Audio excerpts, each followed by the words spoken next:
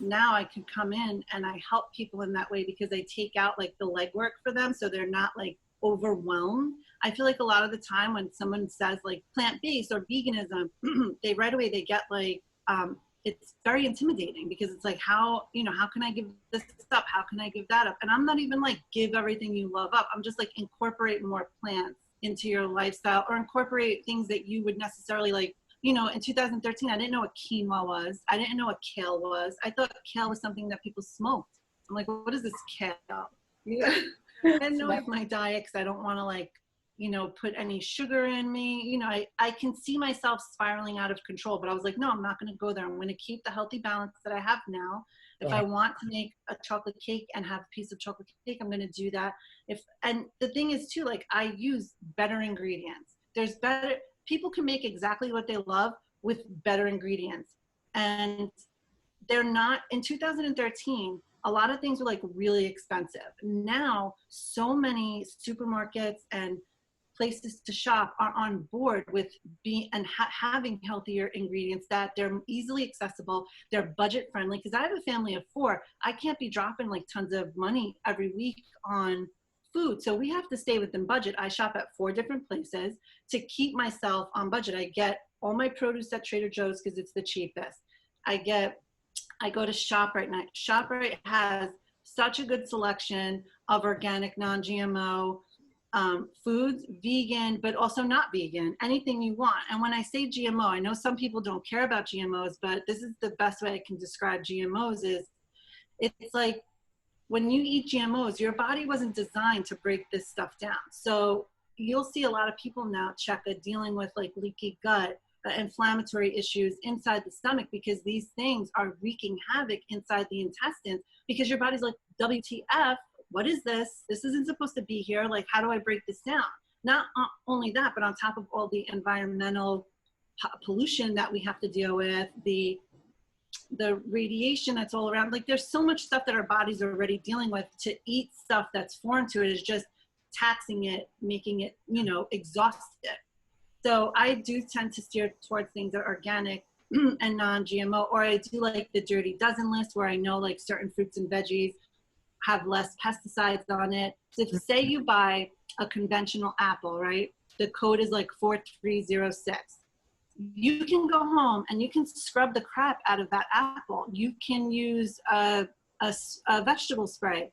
After you clean that apple, 60% of it still will have pesticides on it, no matter what you do. When you have an organic apple, you will probably have maybe 10, 20% of whatever they used on that apple.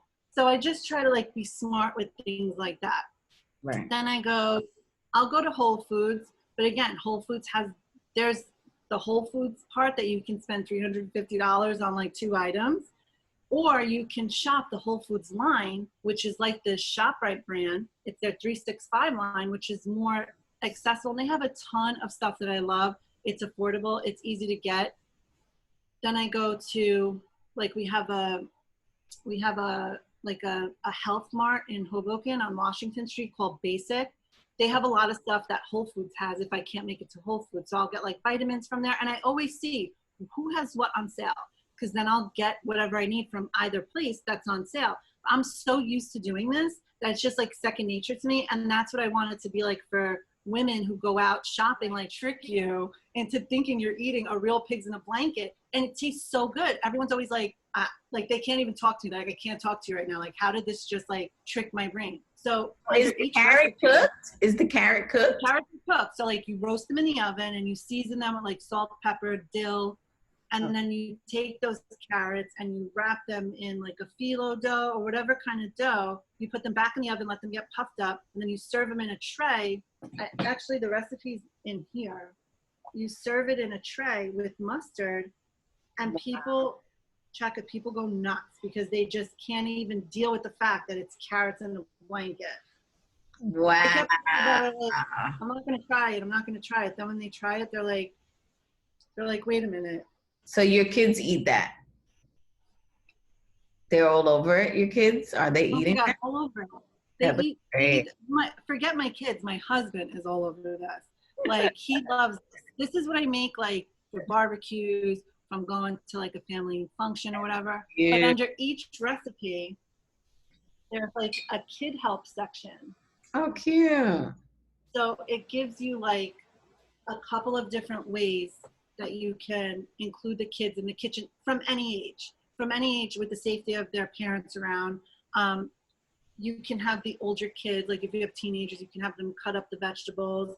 I let like my little one throw stuff in the blender and then I let him press the button. There's like little things that you can implement in the kitchen that let them feel like they're part of it. And then after, they're like excited to eat it because they felt like they made it. You know, especially with like cookies and cakes.